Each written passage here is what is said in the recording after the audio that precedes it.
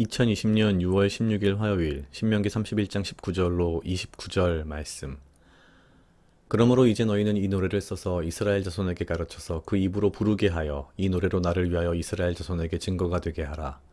내가 그들의 열조에게 맹세한 바 젖과 꿀이 흐르는 땅으로 그들을 인도하여 드린 후에 그들이 먹어 배부르고 살찌면 돌이켜 다른 신들을 섬기며 나를 멸시하여 내 언약을 어기리니 그들이 재앙과 환난을 당할 때에 그들의 자손이 부르기를 잊지 아니한 이 노래가 그들 앞에 증인처럼 되리라.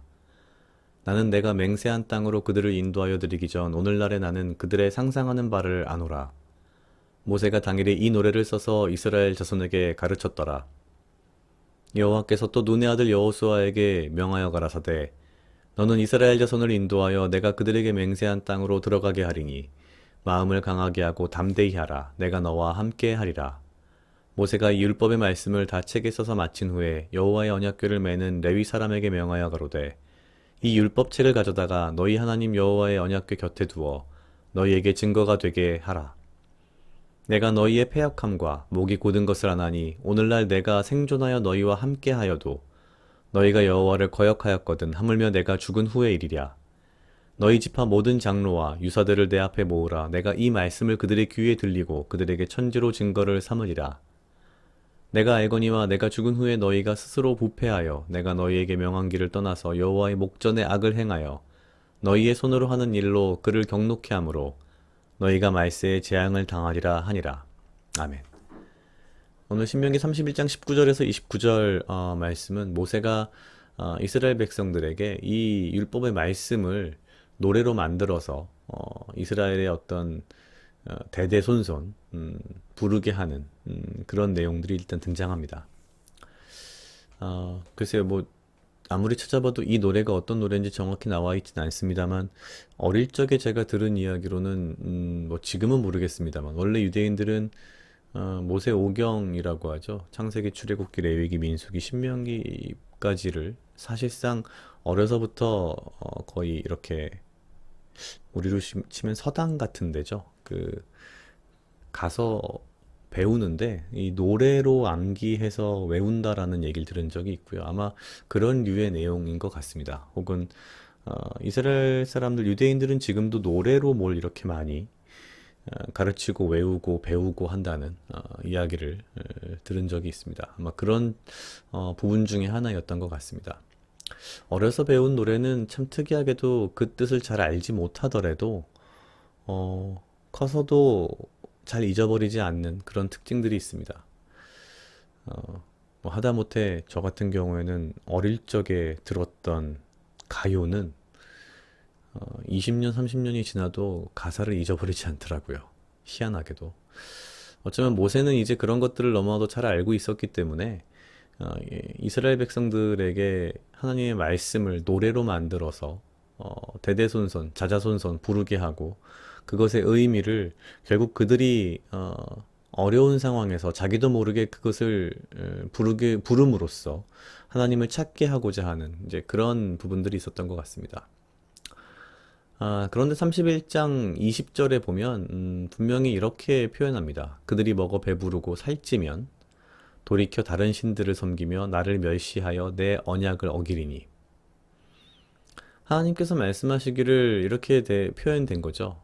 결국 우리가 살만하면 배도 부르고 살도 찌고 등도 따뜻하고 살만하면 결국 하나님을 버리고 다른 신들을 섬기게 되고 또한 하나님께서 세우신 언약을 우습게 보고 어긴다는 겁니다. 가만히 생각해 보았습니다. 인간적인 마음에서 본다고 한다면 사실 우리가 말하는 행복한 삶이라고 하는 것은 어쩌면 걱정할 것이 아무것도 없고 고민할 것도 없고 근심할 것도 없고 걱정하지 않아도 먹을 것이 있으며 항상 배부르고 우리가 근심하지 않아도 항상 무언가 입을 것이 있고 우리가 원한다면 언제든지 쉴 수 있으며 우리가 원한다면 언제든지 좋은 것들을 누리고 살 수 있는 아마도 우리의 삶 속에서 어떠한 종류의 고민도 어떠한 불행의 씨앗도 없는 것을 우리는 가장 행복한 삶이라고 인간적으로 생각할지도 모르겠습니다. 그런데 하나님께서는 지금 말씀하시기를 먹어 배부르고 살찌면 돌이켜 다른 신들을 섬기며 나를 멸시하여 내 언약을 어기리니라고 이야기를 하십니다. 어쩌면 이게 인간이 가진 아주 자연적인 죄성이 아닐까라는 생각이 듭니다. 어제 정확히 말하면 이제 그저께겠죠. 그저께 밤에 잠을 자러 이렇게 누워서 잠깐 생각을 해봤는데 이런 비슷한 생각을 했습니다.